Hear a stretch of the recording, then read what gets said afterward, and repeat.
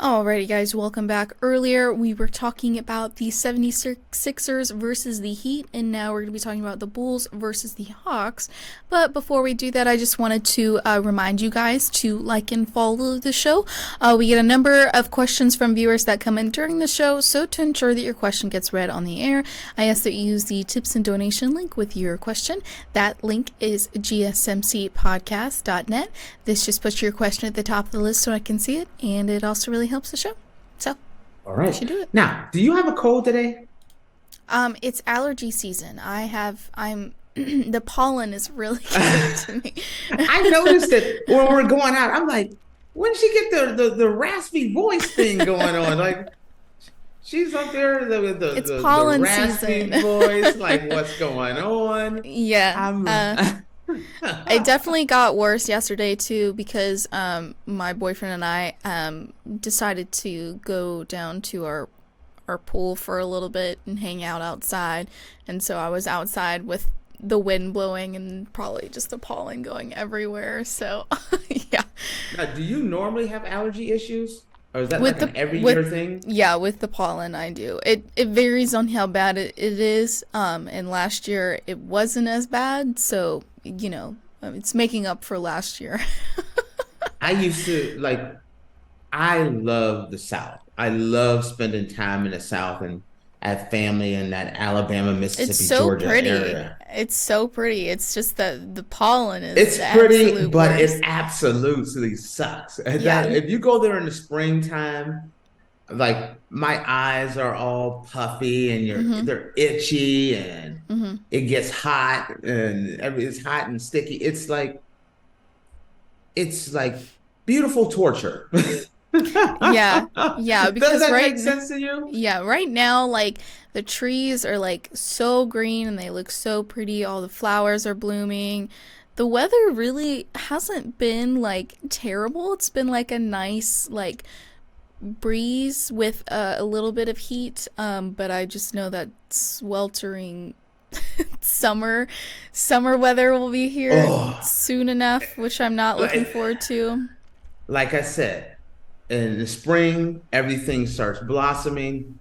You have allergies like crazy, and then it is just hot and sticky all the time. That's the hard part about where you live. People, like here, it gets hot, but it's like it's dry.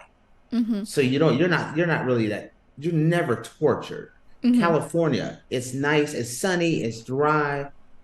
But when you get to that South, that entire South, man, the humidity makes it feel a lot hotter than what it actually is.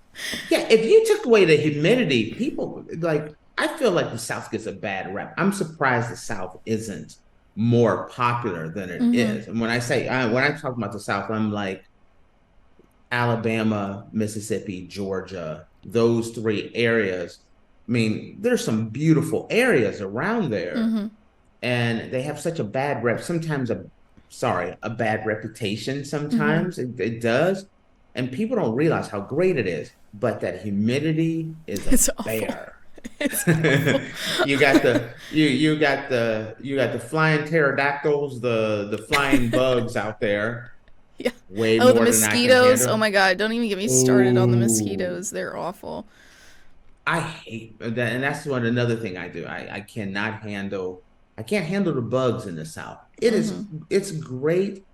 You go there and you're like, oh, this is awesome. And then you hate it and you can't wait to leave. And then you look back at it like, man, it was really awesome. Why did I want to leave? And then you go back again and you realize, nope, I can't handle the humidity and the bugs. Yeah, I've lived in the South for 22 years and I still have not been able to get used to the weather here. And that should tell you something. If you've lived there for that long and you still haven't gotten adjusted to it, it's time to go. Now, have you lived anywhere? Have you ever spent any time anywhere else? So I've always been in the state of Georgia. I've always lived in the state of Georgia. I mean, I've traveled to different states in the United States, but I've always lived in Georgia. I moved cities, like where I first lived, my hometown is very South Georgia, like it's almost in Florida, South Georgia, and now I live more in North Georgia, the North Georgia area, but I've always been in Georgia. Interesting. So Georgia is very underrated. Georgia's very It's pretty. But I always told you, you go down that dirt road over there off a highway, off a county You get road yourself in 715. you get yourself in a situation you don't want to be in. Yeah, you see Bubba over there. No, that's another interesting thing. All right, Oh gosh.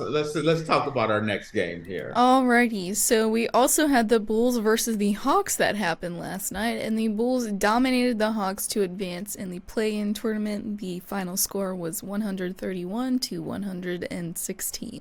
There were times where DeRozan felt like his words weren't getting through this season. That the lesson he was trying to teach wasn't being understood. To his credit, the Bulls veteran didn't stop his post-game media sessions that at times sounded like sermons.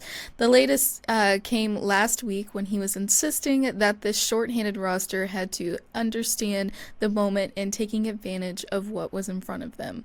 It was his time to put the money on the table talk, and the message was heard. Thanks to an offense that was running on all cylinders, led by 42 points from Coby White, as well as DeRozan doing his part with 22, the Bulls dominated the first round play-in game on Wednesday, beating the number 10 seed Hawks and sending them home for the summer in 131-116 victory. What that meant was at least one more game, as DeRozan and co. would now head down to South Beach to take on Jimmy Butler and the Miami Heat. On the surface, not a good situation considering it was Butler that ended the Bulls' postseason hopes in similar fashion last year around this time. But that was a healthy Jimmy Butler. The star injured his knee in the second half loss in Philadelphia before the Bulls game, and earlier reports had it as possible MCL issue. While Heat culture is a real thing, Butler is its backbone. The winner of the Bulls Heat would earn the number 8 seed and the right to take on top-seeded Boston, with Game 1 scheduled to start on Sunday. First things first, there was taking care of the 36-47 Atlanta team that had closed the regular season out on a 6-game losing streak and just got Trae Young back from a hand injury. The same Trae Young that they played better basketball without this season. There's a reason that the Bulls and coach Billy Donovan had to be feeling good about the game plan at the start of the game, making sure one of the league's best defenders in Alex Caruso. Caruso Caruso. would get the first opportunity to put the handcuffs on Young and make sure he didn't get going. Mission accepted and mission accomplished. By the time the opening quarter came to an end, Caruso and the Bulls had built a 40-22 lead, while Young was 0 for 3 with 5 turnovers. And while Caruso was handling Young, Atlanta had absolutely no answer for White. His 42 points would be a career high, but the play-in stats are not official stats for the books. That didn't stop White, though. And then Young finished the game with just 22 points and was an eye-opening minus 27 and plus-minus with 6 turnovers. Okay, now let's talk about the Hawks first. Mm-hmm. The Hawks, Murray had a great game. He had 30 points. Trae Young coming back after missing 23 games. Did he look rusty? He had 20 points, 22 points, 10 rebounds. I thought, Caruso pretty much shut him down. Until Caruso has I believe, an ankle injury. But for the most part, Caruso handled Trae Young. They weren't even, I didn't think Atlanta, man, I don't think they really had at any point in this time today ever looked like, hey, they could win this. Mm-hmm. Now, switch up to Coby White. Who the hell is Coby White? Man, I'm saying that in jest, but Kobe White went up. I was like, "Are you sure that's not Kobe Bryant? Is that Kobe with a K or is that Kobe with a C?" Mm-hmm. This dude, Kobe White, did everything. I mean, he was absolutely on fire. I was watching him and looking at his numbers here because he had 42 points, and then he had 9 rebounds. He had a couple of huge rebounds that came in that just really just that were crippling. And then a few of his assists, he had some amazing assists. He single-handedly won this game. He made it not even a competitive game here. I mean, there it was. I felt like Atlanta came in there and they were like uh DeRozan and Nicola was the center. They were trying to shut them down, and they had no answer. They had to change everything because Kobe White was sinking everything.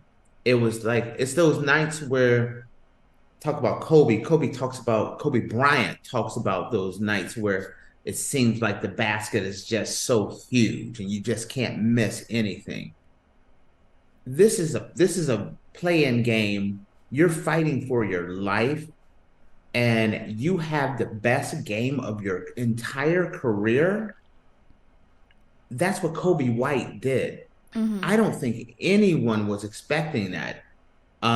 If you'd asked me how many points would Kobe White have, I'd be like 16, 18 points. Who? And, going off for 42, Mm-hmm. you can't account for that. Not to mention Trey Young, some of the critical turnovers that he had as well. It was just an outright disaster for the Hawks. Um, not pretty at all. I Mm-hmm. don't I think this is the last go around for the Hawks. I could see them trading away probably Trey Young or maybe there's gonna be some players that they're gonna do away with. And I don't know. I don't I think what they have between Murray and Young, it's not working. Mm-hmm. And so I see it as this is on the off season. I could see some of those pieces getting moved to make moves for next year. Uh, it's going to be interesting seeing the Bulls and Miami go at it. Yeah, I mean, I was about that's to ask you about that and how you feel how that's gonna go. well. See, here's the thing. I'm taking Miami. Mm-hmm. I felt like Kobe White, he put that invincible button on and Mm-hmm. hit it once and just went off. Mm-hmm. I don't think he can do it back to back Mm-hmm. games. This was his best game ever as a pro. You don't normally follow up your best game ever as a pro and then continue on doing that. I feel like he's going to come back to earth with like 16 to 20 points. And I think Miami's defense and what Miami has is more than what the Bulls can handle, especially if Caruso's ankle is not, uh, you know, if he's not ready to play or if it's not 100%. Caruso's defense is so critical. Mm. Former Laker, loved him when he was a Laker. He was a really popular Laker. No one wanted to see him go. You look around and you're like, no, I'm taking Miami with this one. Feel like I said, Atlanta's getting broke up. I got Chicago losing, Miami moving on, and then I got Miami going up against the Celtics. And I don't think it's going to be pretty for the Miami. Whoever runs into whether Chicago or Miami, I don't think either one of these guys can handle the Celtics. Mm. So it'll be interesting. You know, let's talk about the play-in. The play-in a few years ago when they brought this in, people were not happy about it. I remember LeBron thinking like saying he wasn't really that happy about it. The play-in has become the best part of the playoffs. You Mm-hmm. look at the teams that you've had. You got the Golden State Warriors, you have the Lakers, you got the Chicago Bulls, you got the Miami Heat, you got the Philadelphia 76ers. These play-in games are nothing but star-studded games. So the play-in tournament, I feel like, is just as exciting as the playoffs, if not more. Mm-hmm. I really like the play-in. So I think it's a huge success. I think this is the third year they're doing it.